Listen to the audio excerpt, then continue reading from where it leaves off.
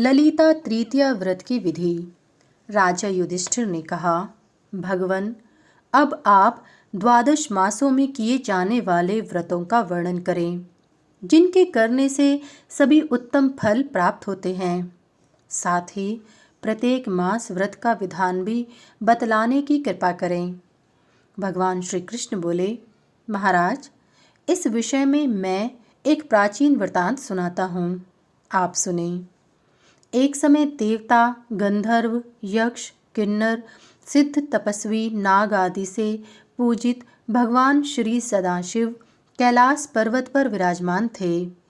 उस समय भगवती उमा ने विनयपूर्वक भगवान सदाशिव से प्रार्थना की कि महाराज, आप मुझे उत्तम तृतीया व्रत के विषय में बतलाने की कृपा करें, जिसके करने से नारी को सौभाग्य, धन, सुख, पुत्र, रूप, लक्ष्मी, दीर्घायु तथा आरोग्य प्राप्त होता है और स्वर्ग की भी प्राप्ति होती है।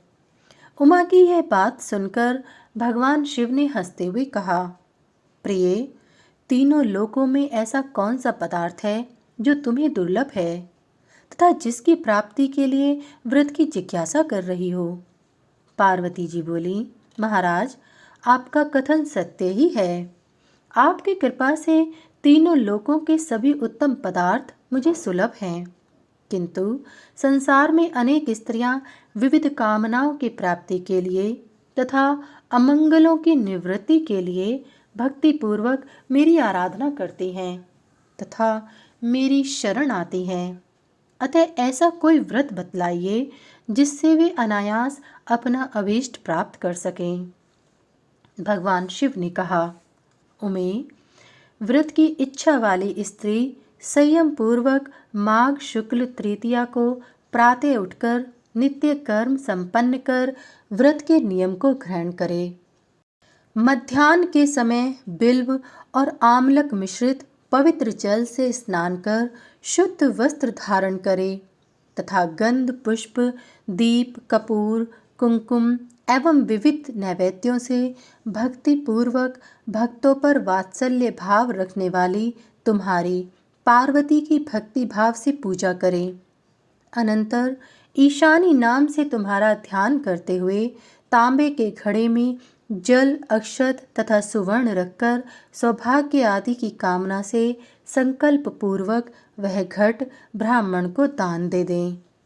ब्राह्मण उस घटस्थ जल से व्रतकर्त्री का अभिषेक करें। अनंतर वह कुशोदक का आचमन कर रात्रि के समय भगवती उमा देवी का ध्यान करते हुए भूमि पर कुश की शैया बिछाकर सोएं। दूसरे दिन प्रातः उठकर स्नान से निवृत्त हो विधि पूर्वक भगवती का पूजन करें और यथाशक्ति ब्राह्मणों को भोजन कराएं तथा स्वयं भी मौन होकर भोजन करें।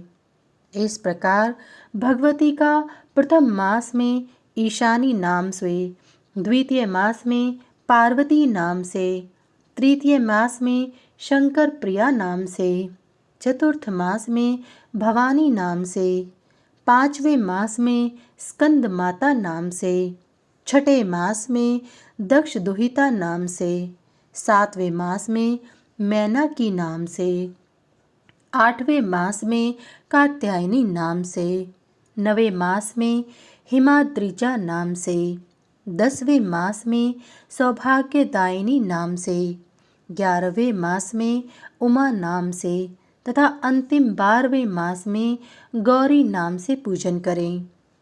12 मासों में क्रमश कुशोदक, दुग्ध, घृत, गौमूत्र, गोमय, फल, निम्ब पत्र, कंटकारी, गौश्रृंगोदक, दही, पंचगव्य और शाक का प्राशन करें।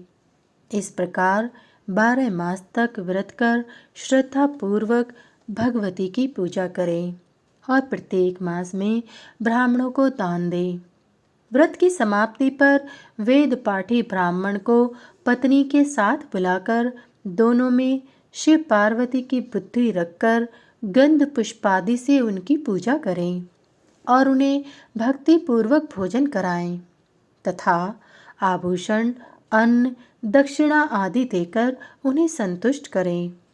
ब्राह्मण को 2 शुक्ल वस्त्र तथा ब्राह्मणी को 2 रक्त वस्त्र प्रदान करें। जो स्त्री इस व्रत को भक्ति पूर्वक करती है वह अपने पति के साथ दिव्य लोक में जाकर 10,000 वर्षों तक उत्तम भोगों का भोग करती है।